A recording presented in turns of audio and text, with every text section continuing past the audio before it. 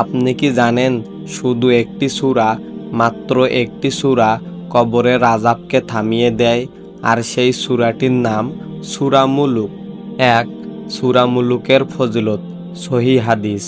রাসূল সাল্লাল্লাহু আলাইহি ওয়াসাল্লাম বলেছেন, সূরা মুলুক তার পাঠককে কবরের আযাব থেকে রক্ষা করবে।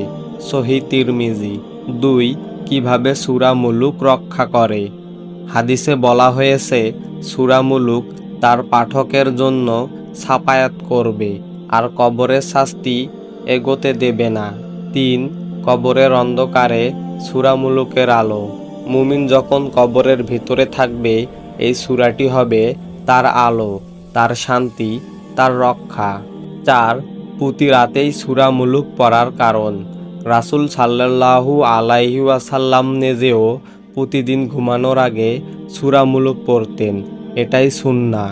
৫. কত আয়াত, কত সময় লাগে?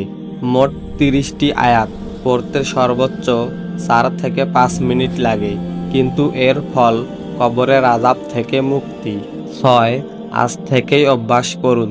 আজ রাত থেকেই ঘুমানোর আগে সূরা মুলুক পড়ুন। এই কয়েক মিনিটের আমল আপনার পরকাল বদলে দিতে পারে। হে আল্লাহ, সূরা মুলুকের বরকতে আমাদের সবাইকে কবরের আযাব থেকে রক্ষা করুন। আমিন। প্রিয় দিনী ভাই ও বোনেরা, ভিডিওটি ভালো লেগে থাকলে লাইক দিয়ে সাপোর্ট করুন, কমেন্টে লিখুন সূরা মুলুক পড়া শুরু করলাম। সবার সাথে শেয়ার করুন এবং ভয়েস অফ দিন চ্যানেলটি সাবস্ক্রাইব করুন।